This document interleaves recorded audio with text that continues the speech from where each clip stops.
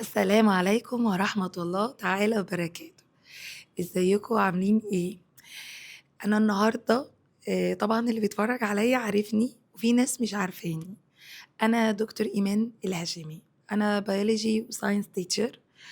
بس انا النهاردة مش طالعة عشان اتكلم عن الساينس او عن البيولوجي وعن الحصص وعن الكلام ده خالص. انا طالعة اتكلم ايمان كأخت وكأم معاكم، اتكلم مع ولادي وصحابي، اتكلم معاهم شويه من تجربتي معاكم. انا بدي ثانويه عامه بقالي 14 سنه، يعني انا بتعامل مع ليفل من الاطفال، يعني من الستودنت اللي هو السن بتاع الثانوي. والسنه دي كمان اديت اعدادي، فده كان اول مره اتعامل مع السن ده. ده اداني خبره بسيطه قوي، حسيت ان انا عايزه اتكلم معاكم قوي. أنا باحبكم أوي وكنت حابة إن أنا أتكلّم معاكم شوية. عملنا حاجة بسيطة كده، أتكلّم معاكم في فقرات بسيطة نبتدي نتعرّف عليها على نَفْسنا، وإزاي نتعامل معاها وإزاي نواجه الحياة بتاعتنا. بدايتنا إحنا مشكلتنا قبل ما أتكلّم يعني ربنا وقد إيه لطفه وربنا جميل والصلاة والطاعات. أنا الأول جاية أتكلّم معاك في حاجة تانية خالص. أنا جاية أتكلّم معاك هو لازم تعرف أنت مين وربنا خلقك ليه.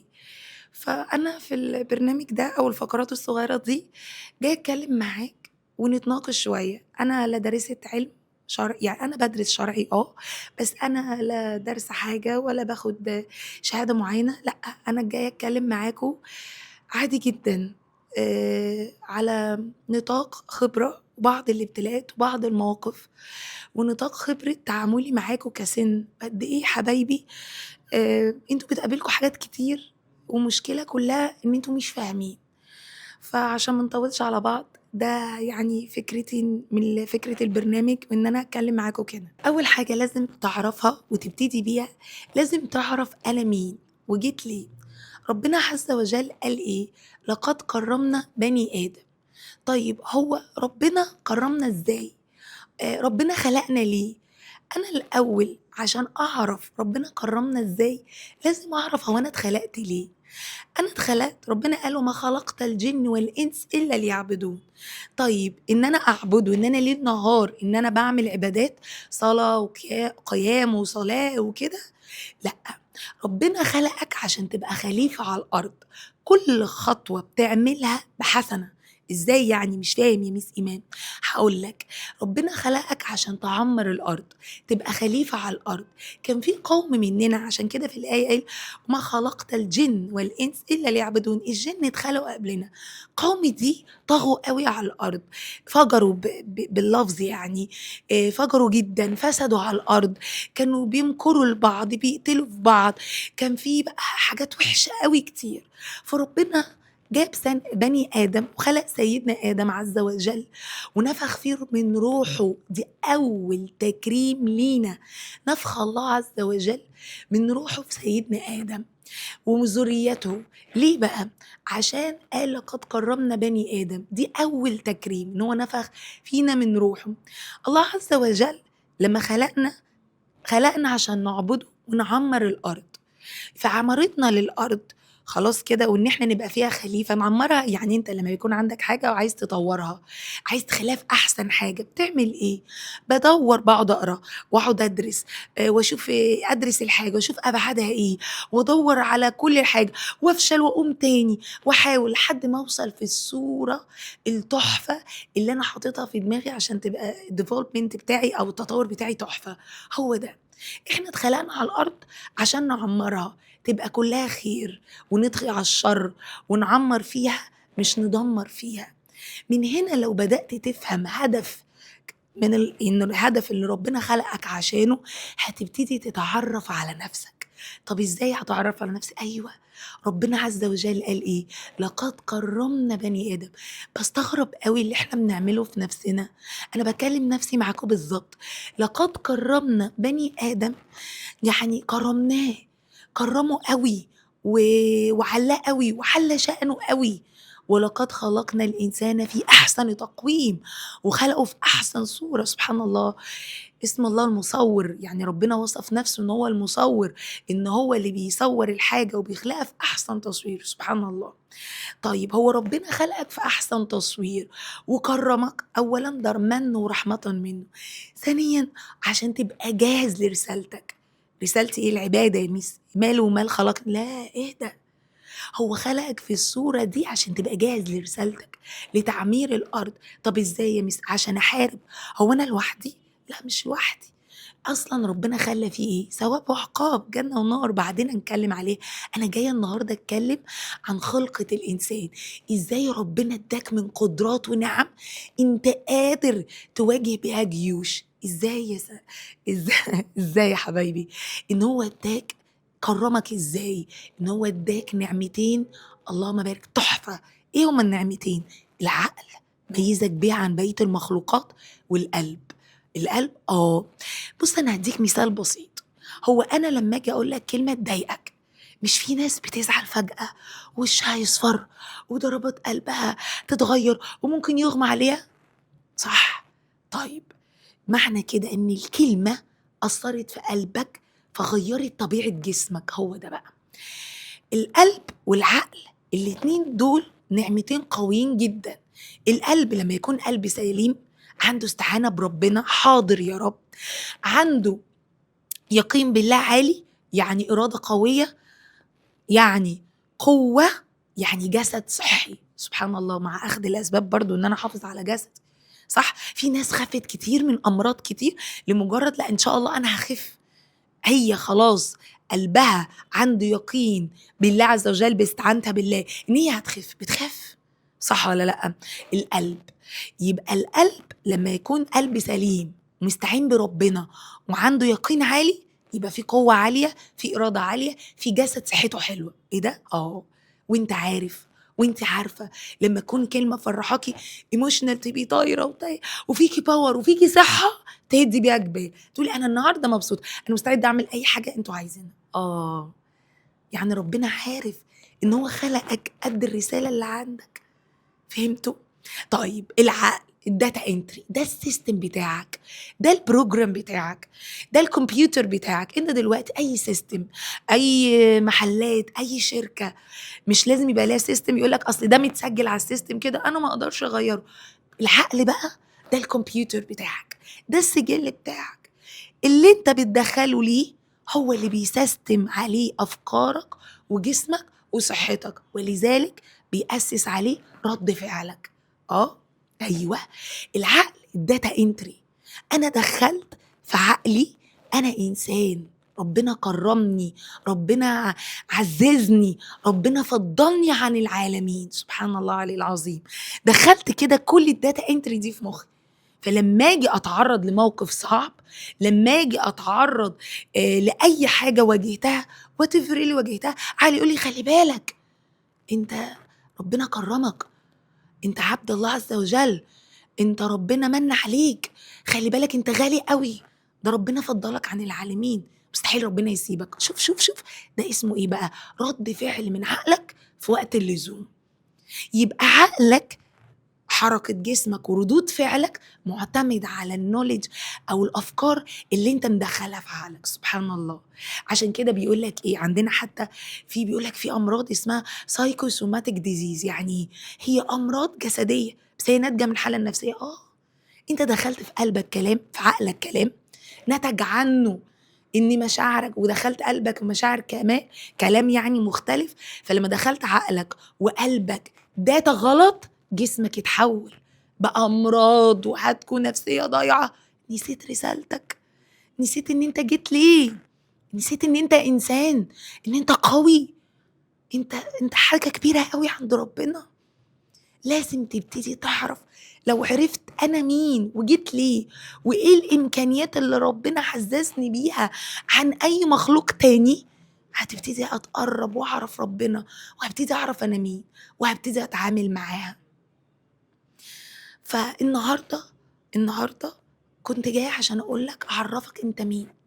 طب يا ميس أنا مش فاهم، أنا دلوقتي فهمت إن ربنا خلقني عشان أعبده، وإن من ضمن عبادتي هي تعمير الأرض. أيوة، إن أنت لما بتذاكر دي حسنات، وأنا لما بذاكر بطور عقلي، بدخله معلومة صح، بطور من عقلي، فابتدي عقلي يتنظم ويكبر، ويبتدي جسمي يشتغل على حسب الداتا انتري اللي انت دخلتيها. طب وقلبي نفس الكلام، بدليل ان الكلمة اللي انت بتدخلها لعقلك او بتقولها لنفسك او غيرك بيقولها لك بتأثر. رسول صلى الله عليه وسلم احد الصحابة، طبعا انا لسه ما حفظتش، جه قال له يعني يصيب ايه؟ قال له امسك، فيما معنى الكلام امسك عليك لسانك. ليه لسانك؟ سبحان الله، ايوه عشان في كلمة بتهد كلمة بترفع. يعني الكلمة اللي انت هتدخلها يا اما ترفعك فوق يا اما هتجيبك تحت. اللي انت هتدخل قلبك كلمة او نظرة او داتا بتقراه او مذاكرة تقراه، وات ايفر اللي هتدخله لعقلك وقلبك، هو يجيبك فوق يجيبك 7 أرض. طب ايه؟ اول حاجة لازم تعرفها ان انت غالي قوي، وان انت ربنا كرم عليك بنعم كتير قوي، ولازم تعرف ان عقلك وقلبك، يعني الرسول صلى الله عليه وسلم قال ايه؟ الا وفي الجسد مضغة اذا صلحت صلح الجسد كله، واذا فسدت فسد الجسد كله، الا وهي القلب. طب اعمل ايه؟ ابتدي بقى اعرف. لما انا ابتدي اعرف ايه هي رسالتي، هبتدي اسعى عنها، هبتدي ابحث عنها. دي هتبقى اول سلمة تبتدي تتعرف بيها على الانسان ده اللي هو انت، بني ادم. هتبتدي تتعرف على طبيعتك، هتبتدي تتعرف هو ربنا خلقني ازاي، هتبتدي تعرف صفاتك. صح؟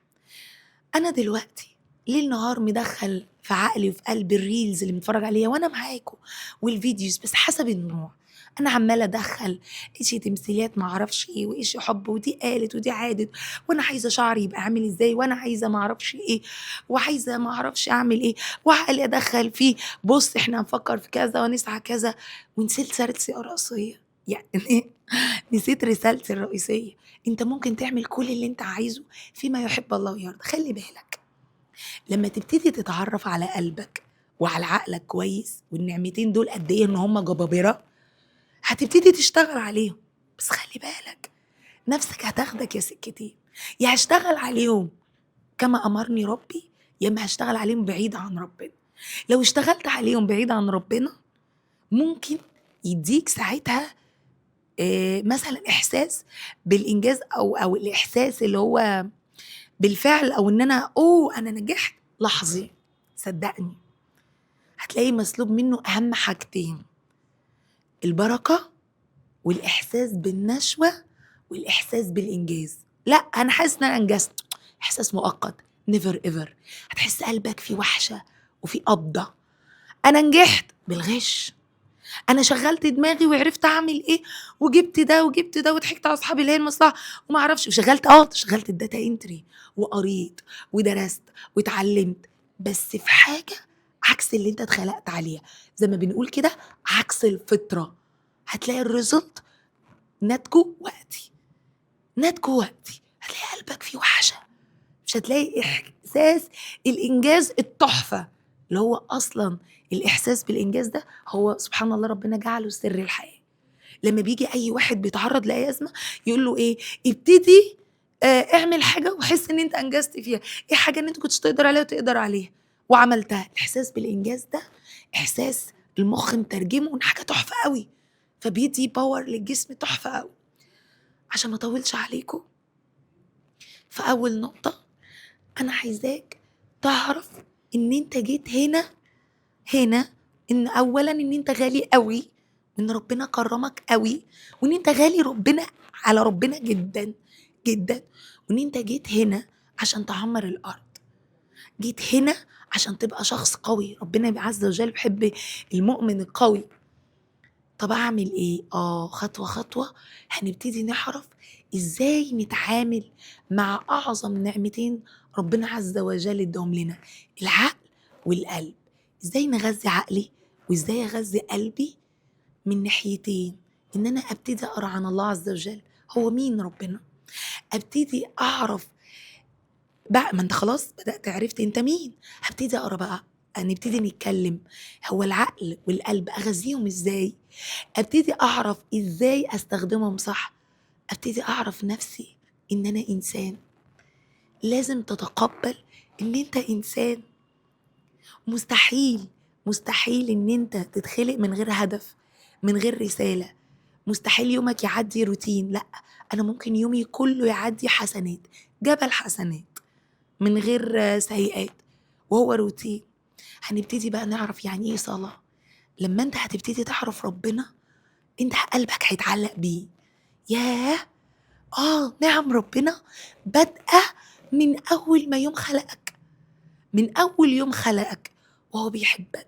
عارف الاب اللي بيحب ابنه، انا عايزه اشوفه احسن حال، انا عايزه اشوف شخصيته قويه، انا بعمل له عشان كذا وبعمل له عشان كذا، ونوي يعني في ناس بتودي كورسات عشان ينمي تفكيره ويحلمه بالمواقف. هو ده الله عز وجل، ولله المثل الاعلى.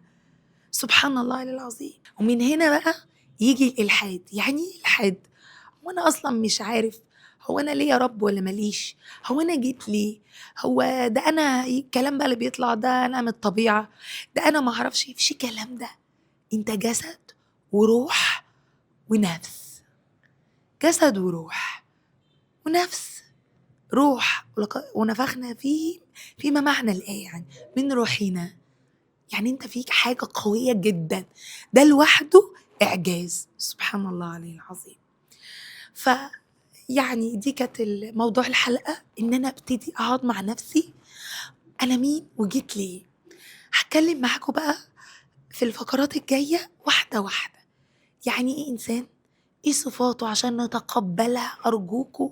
إحنا مش هيروز، لازم نتقبل طبيعتنا البشرية اللي ربنا خلقنا. إحنا فينا قوة مهولة بفضل الله منه علينا، بس دي ترجع ليك أنت. ونبتدي نتعرف بقى ربنا ازاي. يعني اول حاجه انت المفروض تستشعرها معايا النهارده، انا ربنا. تخيل لما بيجي حد كده يميزك، يقول لك ايه، لما تقعد مثلا لو انت طالب صغير اولى اعدادي او كده، والله العظيم حتى وانا كبيره لما الاقي مثلا مدرستي او معلمتي مميزاني او حاسه بيا او مداني ميزه مش عند حد، تحسي كده بالابريشيشن، اللي هو التقدير، اللي هو انا حاجه. ما بالك بقى رب العزه هو مميزك عن بقيه خلقك. سبحان الله العظيم. يبقى انت تبص لنفسك بأنهي صوره، يبقى انت بتبص لنفسك بأنهي شكل. لا، انت غالي قوي، ده حاجه كبيره قوي.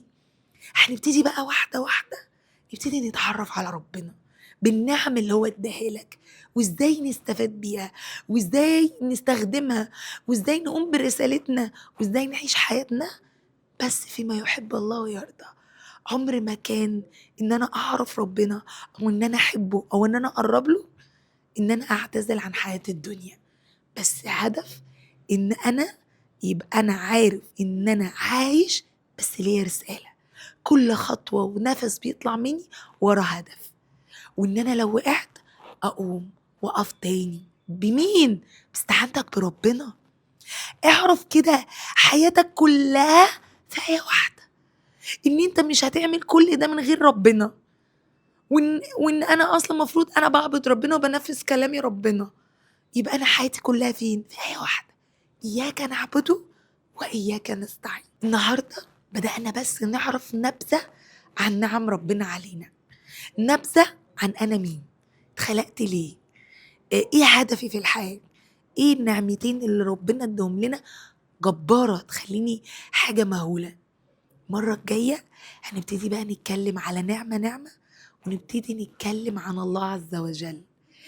ومن هنا هتبتدي تعرف ربنا، ولما تبتدي تعرف ربنا انت اللي هتروح له جري، لان صدقني احنا ملناش غير ربنا. قعدتي هنا وان انا اتكلم معاكم دي عشان ربنا هو اللي قدر ده. سبحان الله. وافتكر دايما دايما اياك نعبده واياك نستعين. وافتكر دايما ان انت تقدر. بايه؟ باستعانتك بالله.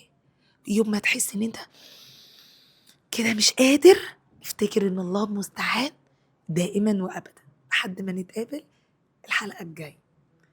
ربنا يحفظكم وينور بصيرتكم، وأتمنى إن انت تكونوا فهمتوني وحسيتوا باللي عايزة أقوله، والله المستعان. سبحانك اللهم وبحمدك، أشهد أن لا إله إلا أنت، أستغفرك وأتوب إليك. وافتكر دايما شعارك: إياك نعبد وإياك نستعين. السلام عليكم.